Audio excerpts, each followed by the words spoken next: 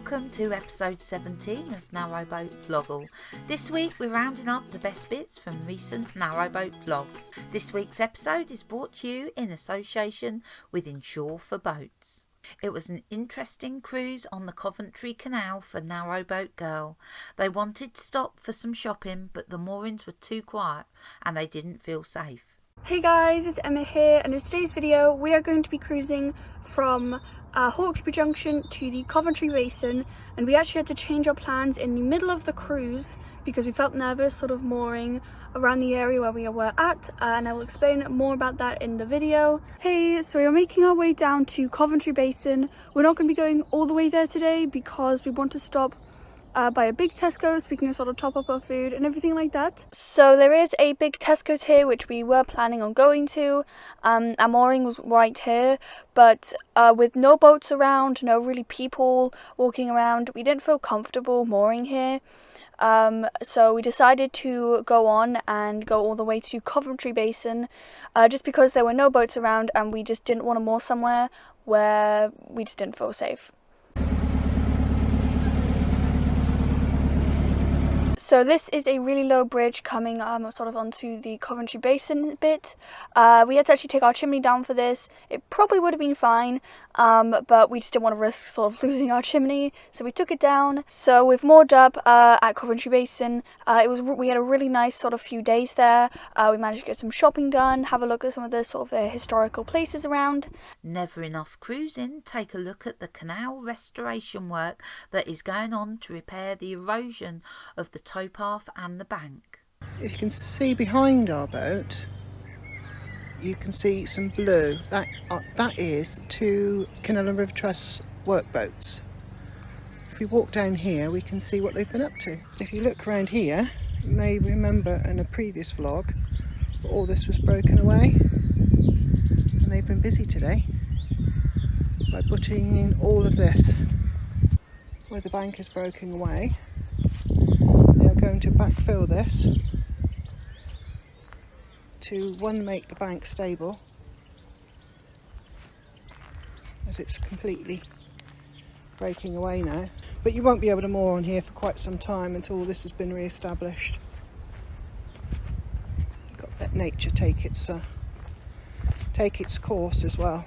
And this is the second workboat, and this is the one that's been doing all the work, banging in the posts. 2 months into their new life aboard, Jam, Cam and Cam give a tour of their narrowboat. Konnichiwa, canal people. Hello. Okay. Now, since we started doing this, we've had a bunch of people ask us to have a look at the inside of the boat. Curious and nosy to see how we managed to live in such a small space. And she is small. She's smaller than your average liveaboard. So what we'll do today is give you a little bit of a tour around the outside and the inside of the boat, so you can get a little bit of an idea as to how we're living. Badger is a reverse layout, so as you enter, it's a combined salon and a galley. Here is our ottoman, nice comfortable seat, and underneath it is storage area which opens up. For cooking, we have a 2-burner stove with an oven and a grill here. And throughout the boat we have designated USB charging ports for phones or stereo, coming through to our wet room. So the shower toilet is a cassette toilet and a sink. What I really love about this room is the comfort of the bed.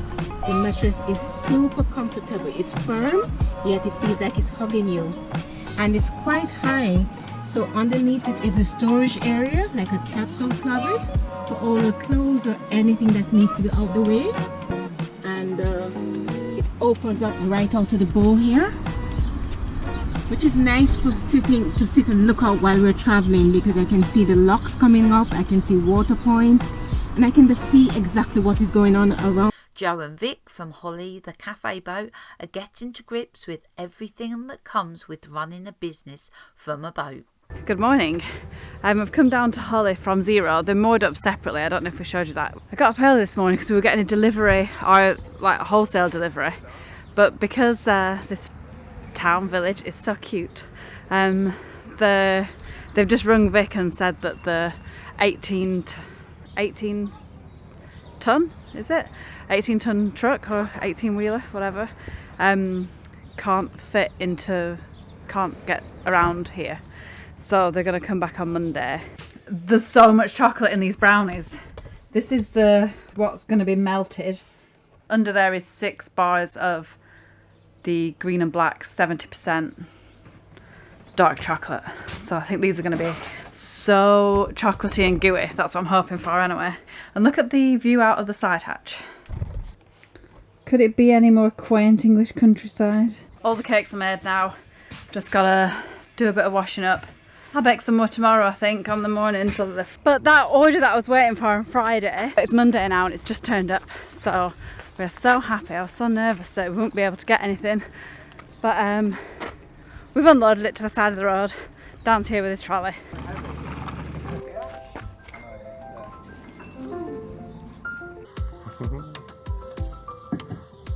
You've got to check that my spelling's right. Art. I'm not very reliable. This looks great.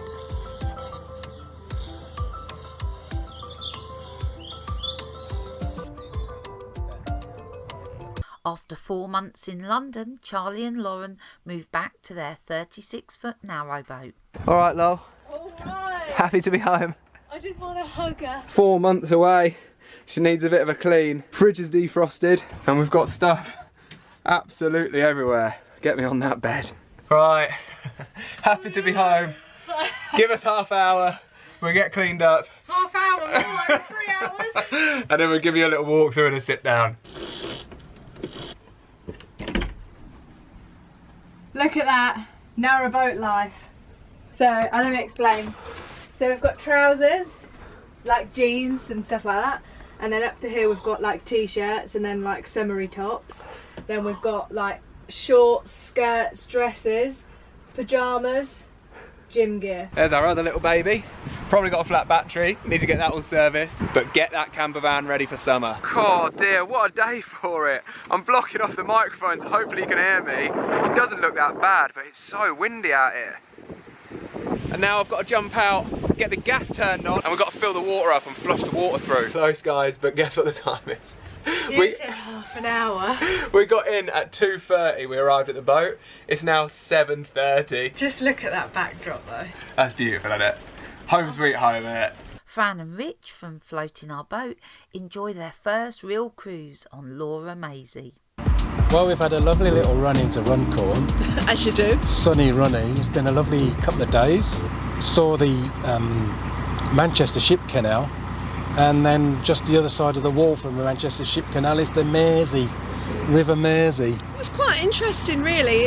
There's remnants of the busyness of the old town there, but it looks like it's been abandoned a little bit really. There's lots of waste ground, isn't there? Yeah. But really interesting. And the only shame of it was this canal is really lovely to cruise down, but there wasn't anywhere to moor, or that we just didn't feel happy about mooring until we got right to the end. Yeah, so we're heading back now. Just going to do, this is about 6 miles long, isn't it, this stretch of I think so, yeah. Bridgewater Canal, which is actually owned and run by the Manchester Ship Canal Company, and it is beautiful. The canal itself is so clean. There's traffic jams all around us. There's so many car bridges and road bridges going over this stretch, and each one of them's got a traffic jam on it.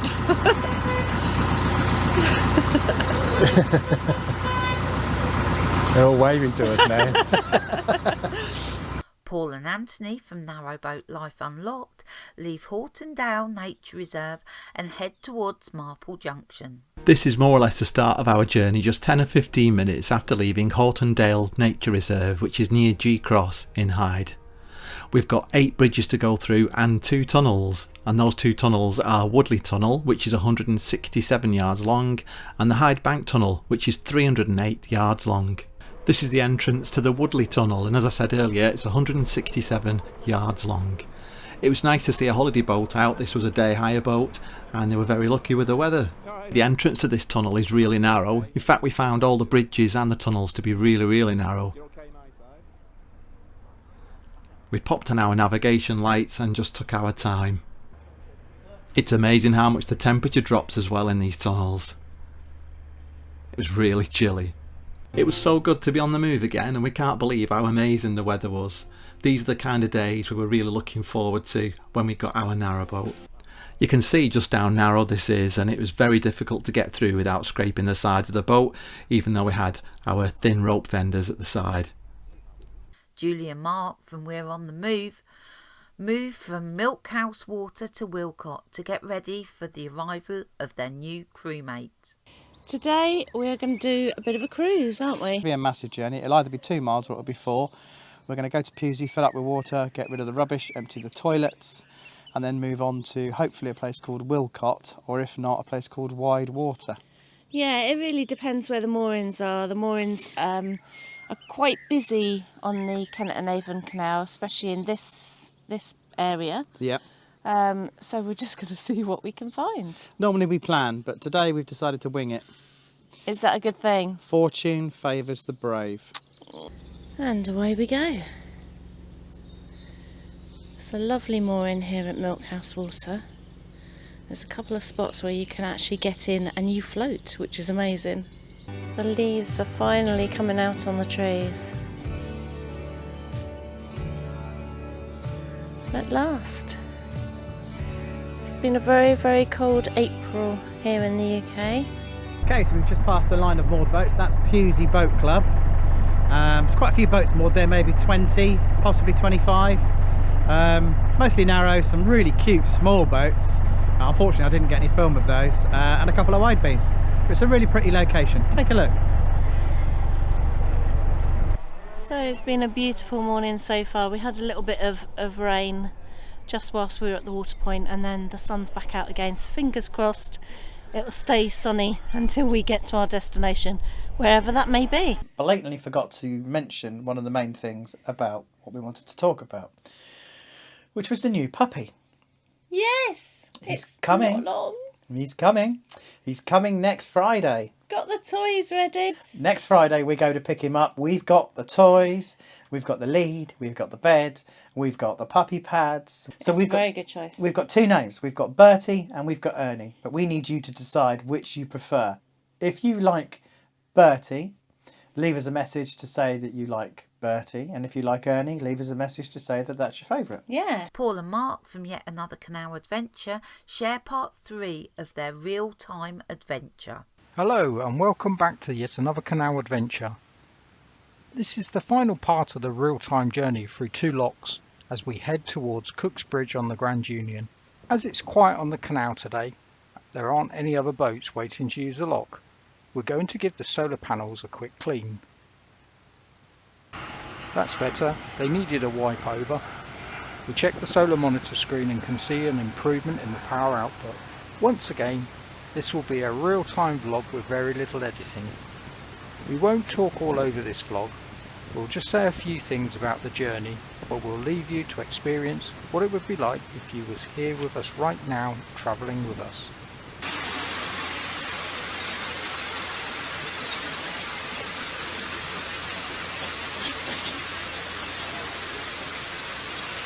Today's episode has been curated and narrated by Lisa Warner and edited by Samuel Morris.